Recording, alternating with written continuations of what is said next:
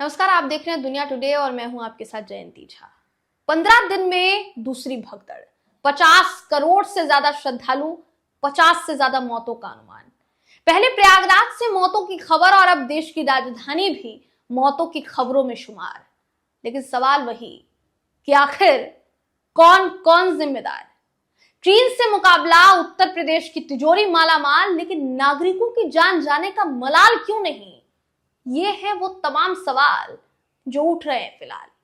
प्रयागराज से लेकर राजधानी दिल्ली तक महाकुंभ के लिए इतनी उत्सुकता क्यों थी कि लोगों ने अपने साथ साथ अपने परिवार को भी मौत के मुंह में धकेल दिया।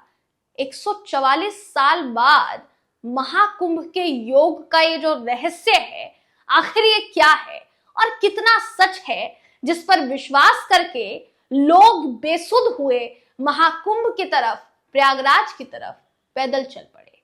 बेशक उसके लिए ट्रेनों में जगह ना हो, बेशक उसके लिए बसों में धक्के खाने पड़े, बेशक सड़कों पर जाम हो, तिल रखने की जगह ना हो, लेकिन फिर भी पहुंचना है महाकुंभ।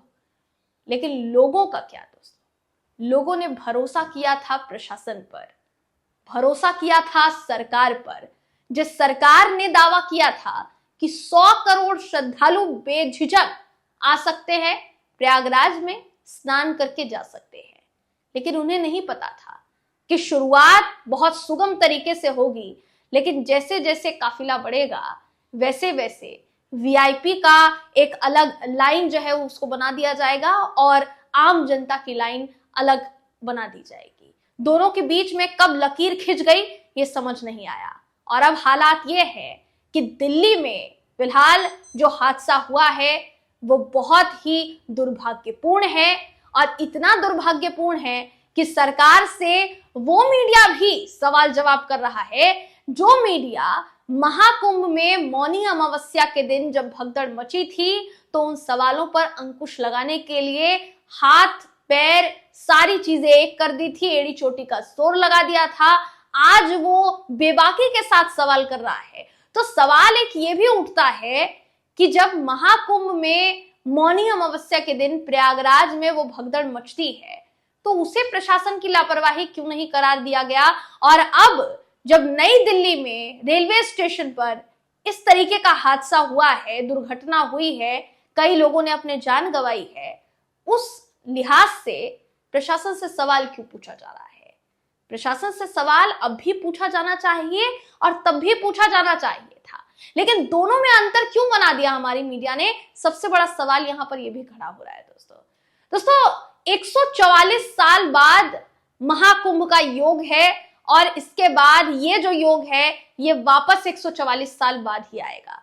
लोगों के बीच में ये जो बात फैलाई गई उसका नतीजा ये हुआ है कि लोग अपनी जान दांव पर लगाने के लिए तैयार हैं, लेकिन उनको महाकुंभ पहुंचना है। और क्या हुआ है? नई दिल्ली रेलवे स्टेशन पर जो हादसा हुआ दिल दहला देने वाला था। प्रयागराज में जो हुआ उसकी तस्वीरें सबने देखी, लेकिन हो सकता है कुछ तस्वीरों पर अंकुश लगाने के लिए उनको छुपाया जा सकता हो, लेकिन नई दिल्ली रेलवे स्टेशन पर जो हादसा हुआ उसकी तस्वीरें आप कह सकते हैं कि लक से ही सही लेकिन छुप नहीं पाई। दोस्तों, नई दिल्ली रेलवे स्टेशन पर 15 फरवरी की रात को 9:30 बजे के करीब में एक ऐसा हादसा होता है जो सीधे तौर पर प्रशासन की लापरवाही को उजागर करता है। हादसा क्या हुआ, क्या हुआ था, ये आपको बता देते हैं। हादसे में जितनी जानकारी अभी तक देखिए मिली है, बताया जा रहा है कि कई लोग महाकुंभ जाने के लिए प्रयागराज की ट्रेन पकड़ने के लिए निकले थे। उन ट्रेनों को पकड़ने के लिए निकले थे जिन ट्रेनों की संख्या सरकार ने बढ़ा दी है। सरकार ने बार बार ये दावा किया।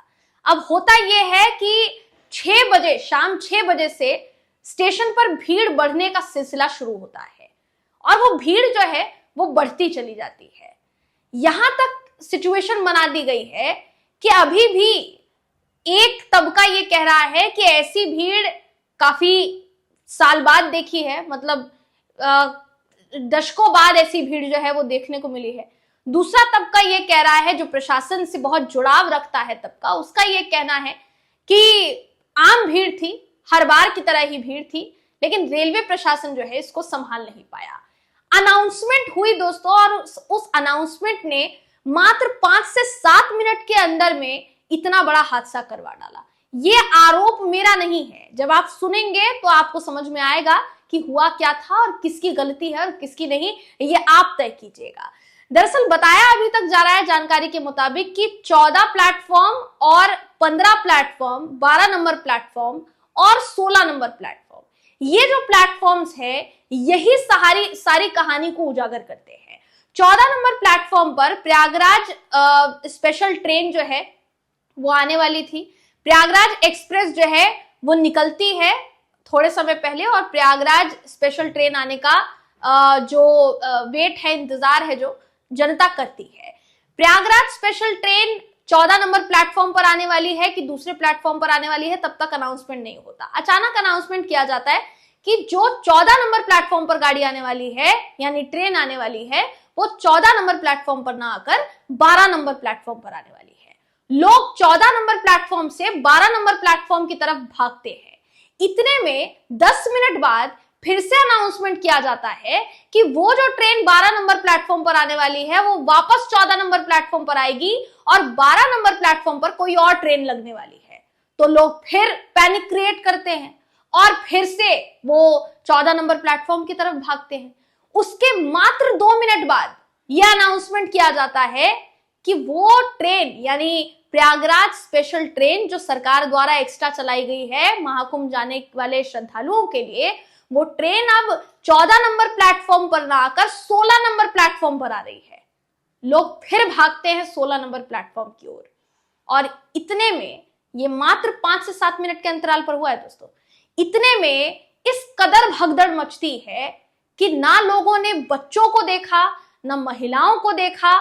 सीट मिलने के चक्कर में लोग एक दूसरे पर चढ़ते चले गए और हालात ये बन गए कि उसमें कई महिलाएं जो हैं वो बेहोश हो गई, कई महिलाओं ने जान गंवा दी, कई लोग जो हैं अपने बच्चों से नहीं मिल पाए क्योंकि छोटे छोटे बच्चे, बताया जा रहा है 3 बच्चे तकरीबन इसमें मौत का शिकार हो गए। दूसरी तरफ महिलाओं ने अपनी जान गंवा दी और त्राहिमाम जो है वो मच गया। फिलहाल के लिए जिम्मेदारी किसकी तय की जाए, क्योंकि आरपीएफ ये कह रही है कि उसकी जिम्मेदारी नहीं है क्योंकि हमें संभालने की आदत है इतनी भीड़ को, लेकिन गलती रेलवे प्रशासन की तरफ से हुई क्योंकि अनाउंसमेंट उनकी तरफ से की जा रही थी। अगर वो गलत अनाउंसमेंट नहीं करते तो हो सकता था कि इतना सब कुछ जो हुआ वो ना होता। सवाल ये उठता है कि सीसीटीवी फुटेजेस जिसके वजह से कंट्रोल रूम से ये सारी चीजें देखी जाती है कि किस प्लेटफॉर्म पर कितनी भीड़ है, उसको तुरंत डाइवर्ट किया जाता है ताकि जब ट्रेन आए तो भगदड़ जैसी स्थिति ना मचे। उस समय वो कंट्रोल रूम या उस कंट्रोल रूम में बैठे अधिकारी क्या सो रहे थे? सवाल ये है, क्योंकि अभी फिलहाल के लिए हर कोई जिम्मेदारी से बचता हुआ नजर आ रहा है। हमारे देश के रेल मंत्री अश्विनी वैष्णव जी को तो सबसे बड़ी जिम्मेदारी लेनी चाहिए, लेकिन फिलहाल वो भी खामोश है। उनकी तरफ से भी सिर्फ इतना ही कहा गया है कि जितने भी लोग इस पूरे हादसे में शिकार हुए हैं उन सब के प्रति उन्होंने संवेदनाएं व्यक्त की है। हमारे देश के प्रधानमंत्री जी, उन्होंने संवेदनाएं व्यक्त की है, लेकिन क्या संवेदना व्यक्त कर देने भर से उस परिवार के नुकसान की भरपाई की जा सकती है जिन्होंने अपने परिजनों को खोया है, अपने बच्चों को खोया है, किसी ने अपनी माँ को खोया है, किसी ने अपनी बहन को खोया है, किसी ने अपनी देवरानी को खोया है? क्या उसको सुधारा जा सकता है? जब आपको ये मालूम था कि प्रयागराज में एक ऐसा ही हादसा 15 दिन पहले हो चुका है और उसमें भी प्रशासन ने लीपापोती करने की कोशिश की, वो अलग बात है दोस्तों कि जब बहुत ज्यादा दबाव बनाया गया तो कम से कम 30 का जो आंकड़ा, सरकारी आंकड़ा स्वीकार किया गया सरकार द्वारा, वो भी कम से कम स्वीकार किया गया, वरना यही माना जा रहा था कि शायद वो 30 का आंकड़ा भी सरकार स्वीकार नहीं करती। तो वहां ऐसी स्थिति होने के बावजूद भी क्या प्रशासन ने सीख नहीं ली, जिसकी वजह से नई दिल्ली, सोचिए दिल्ली राजधानी है, वहां ऐसा हादसा हो रहा है, तो आप बाकी की जगह पर क्या प्रबंधन करते होंगे ये तो समझा जा सकता है। महाकुंभ जाने वाली ट्रेनों में बढ़ोतरी कर दी गई है, ट्रेन बढ़ा दी गई है, अब जाकर और ज्यादा बढ़ा दी गई है क्योंकि सरकार जो है फिलहाल के लिए सवालों के घेरे में है। लेकिन जब इससे पहले भी यही दावा किया गया कि ट्रेनें जो हैं उनकी संख्या बढ़ाई गई है, तो आखिर वो कौन सी ट्रेनें थी जो ना होने की वजह से इतना बड़ा हादसा हुआ और त्रासदी हर ओर फैल गई? सवाल सीधा है, तीखे है, मगर जवाब कौन देगा दोस्तों, ये फिलहाल के लिए समझ नहीं आ रहा है, क्योंकि हर कोई एक दूसरे की जिम्मेदारी तय करने में लगा हुआ है। अपनी जिम्मेदारी कब तय करेगी सरकार, अपनी जिम्मेदारी कब तय करेगा प्रशासन? फिलहाल यही सवाल हम पूछ रहे हैं। आपको इस पर क्या लगता है, आपकी इस पर क्या राय है, कमेंट करके हमें जरूर बताइएगा। अगली वीडियो में आपसे फिर मुलाकात होगी, तब तक के लिए नमस्कार।